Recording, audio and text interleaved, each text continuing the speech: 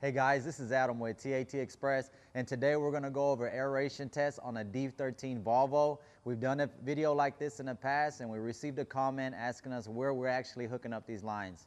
So today I'm going to show you where the lines are hooked up and another line that needs to be canceled out to get our accurate reading.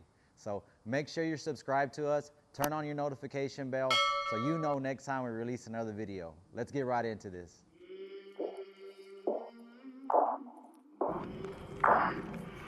I came from the mud, there's dirt on my hands.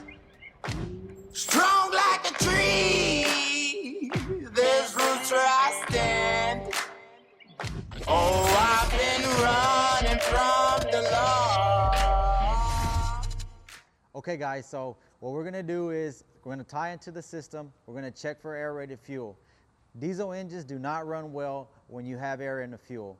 You can have multiple problems, different symptoms, hard starts, stumbling under load. So this system, or actually this test actually shows us if the system is having any air issues. So what we're gonna do is tie into the return line with a clear hose. We're gonna route it to the tank, and while we run the engine, we're gonna view the fuel coming out of the head.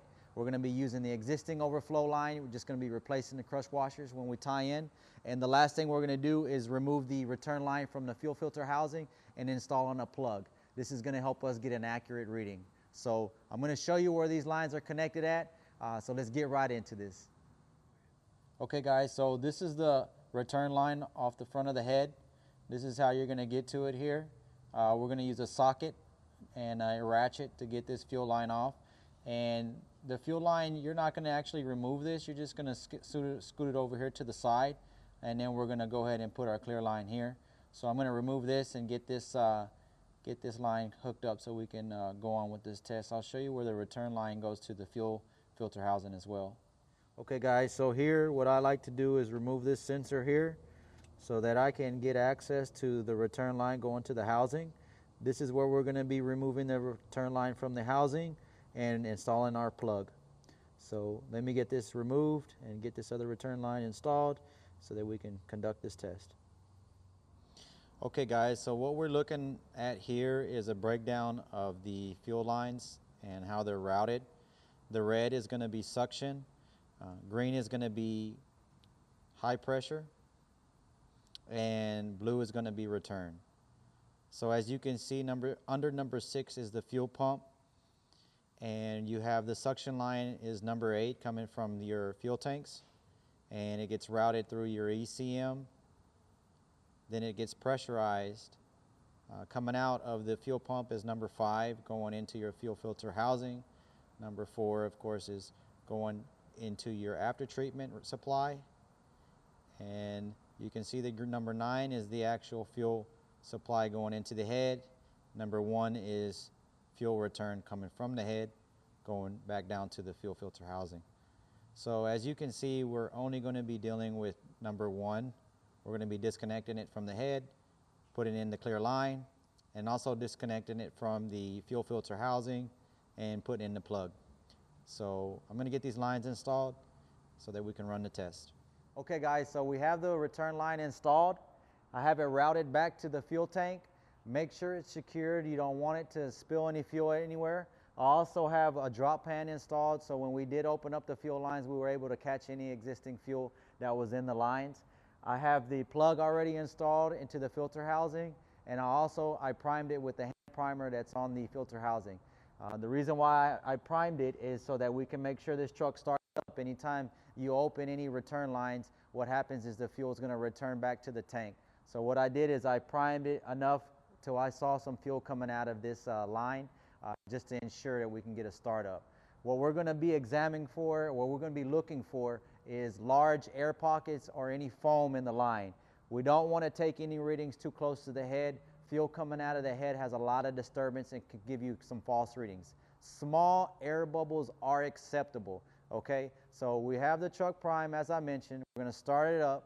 We're going to let it run for at least 5 minutes. Do not take any readings for at least 5 minutes. What you want to do is let the system purge itself. Since we open up the fuel lines like I mentioned, we actually induced air into the system.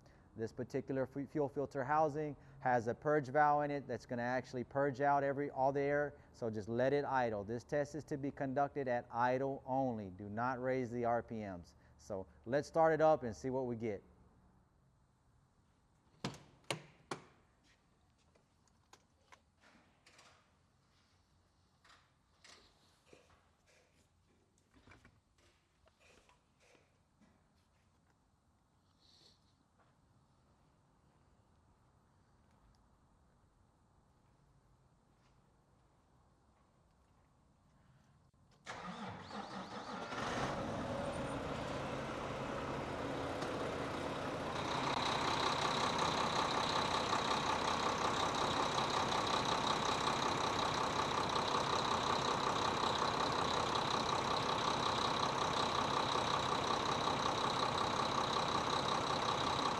So as I mentioned, we're going to let it start up.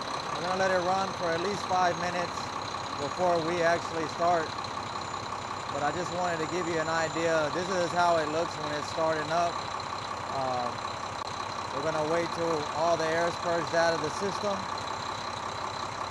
So you can see the large pockets are starting to stop. We're starting to get less pockets of air.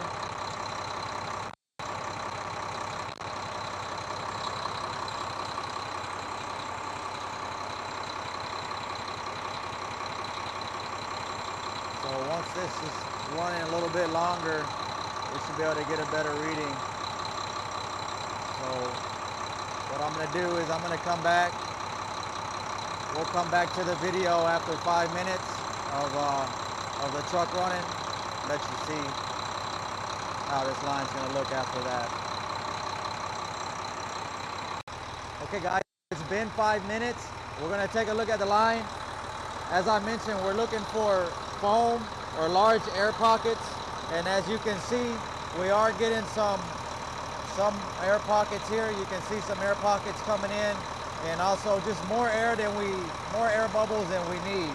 So we are getting a little bit of aeration in this. The complaint on this truck is a little bit of a stumble under high loads. As you can see, we got air pockets. So this system is getting air, as you can see. We've got another large air pocket right there. So this system is getting air in it. So what we're going to do is going to cancel out a couple of lines, continue to test.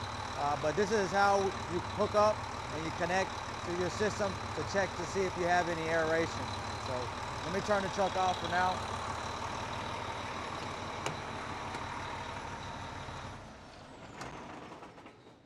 What we're going to probably do is just install a fast system and then retest it. But this is how you hook up the lines. Once we get the fast system installed, I'm going to retest it, check to see, make sure everything is not aerated, and we should be good to go back on the road. So I hope you liked the video. I hope you're able to learn something. If you like it, make sure to subscribe, turn on your notification so you know next time we release another video, guys. So until next time, be safe.